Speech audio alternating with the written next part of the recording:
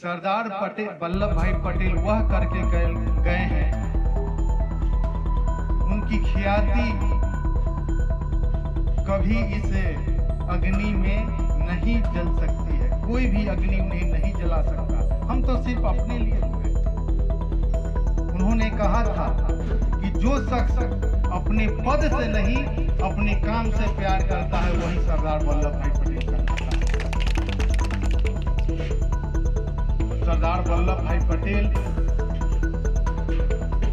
का इतिहास इतना बड़ा है, इसलिए सरदार वल्लभ भाई Patel unity statue of unity के रूप में 182 मीटर ऊंचा विश्व में सबसे बड़ा मूर्ति के रूप में खड़ा है। सरदार वल्लभ भाई पटेल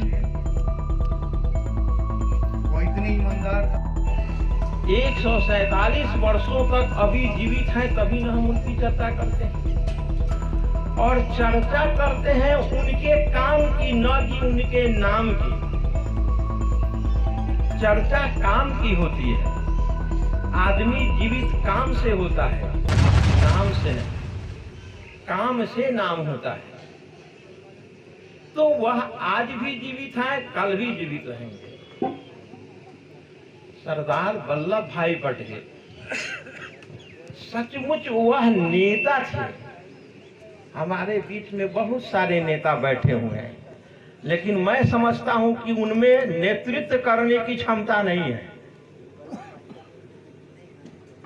मैं उनसे बहस करने को तैयार हूं, प्रोफेसर साहब भी मौजूद है।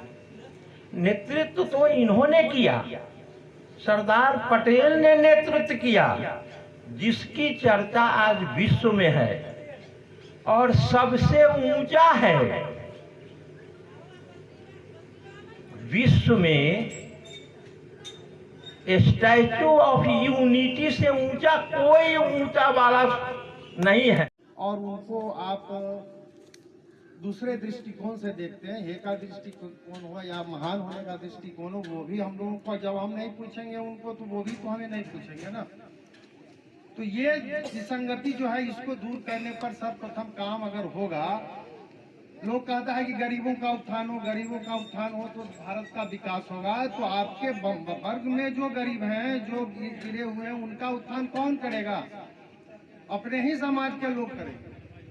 अपने ही समाज के लोगों को थोड़ा मेहनत करना पड़ेगा, थोड़ा जागृत करना पड़ेगा, उनके घर जाना पड़ेगा, उनको पूछना पड़ेगा कि आपकी क्या जरूरी है, क्या जरूरत है।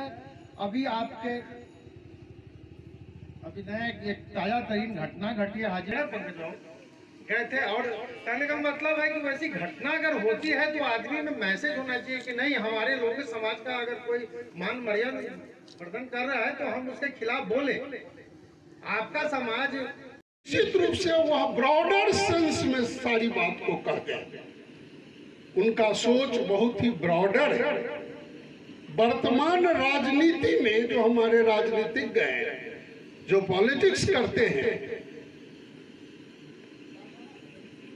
उसका चिंतन, वो अपने चिंतन के आधार पर उनका जो एक कमेंट था वह हम लोगों के लिए ग्रहणीय है और खास के नेताओं के लिए वर्तमान में निश्चित रूप से वह ग्रहण करने योग्य है। सरदार वल्लभ भाई पटेल के जयंती किसी की क्यों मनाई जाती है, जिसमें सबसे महत्वपूर्ण जयंती जिसको आज हम मना रहे हैं वह है निश्चित रूप से यह हम लोगों के आदर्श हैं। शारीरिक रूप से इनका देहावसान हो चुका है, लेकिन यह 147 वर्ष के युवा है और आज है हम सबों के बीच, जन जन में समाहित है। संस्कृत का एक श्लोक है कि सजीवति गुण जस्य कीर्तिर्जस्य सजीवति गुण धर्म विहीनस्य जीवनं निष्प्रयोजनम्। तो आज हम सबों के बीच मरणोपरांत यह जीवित है, वह इसी श्लोक से स्पष्ट होता है उसकी सार्थकता को बताता है कि वही मनुष्य जीता है जिसमें गुण और धर्म होता है। गुण से मतलब और धर्म से मतलब मानव धर्म की हम बात करेंगे जी। तो जिस व्यक्ति का जयंती समारोह हम मना रहे हैं वह निश्चित रूप से हम सबों के जन जन के आत्मा में समाहित है और यह आपकी उपस्थिति स्पष्ट करता है। हमारे कुछ युवा वक्ता को भी सुना है, हमारे जो जनप्रतिनिधि हैं या जदयू से विभिन्न पदों पर कार्य कर रहे हैं, कार्यरत हैं, सक्रिय हैं, उनको भी सुना है। सुनने के बाद लगा कि वाह, तब हम अनिल बाबू को पुनः धन्यवाद और साधुवाद देते हैं कि आयोजन में इन्होंने सभी तरह के लोगों को आमंत्रित किया और आज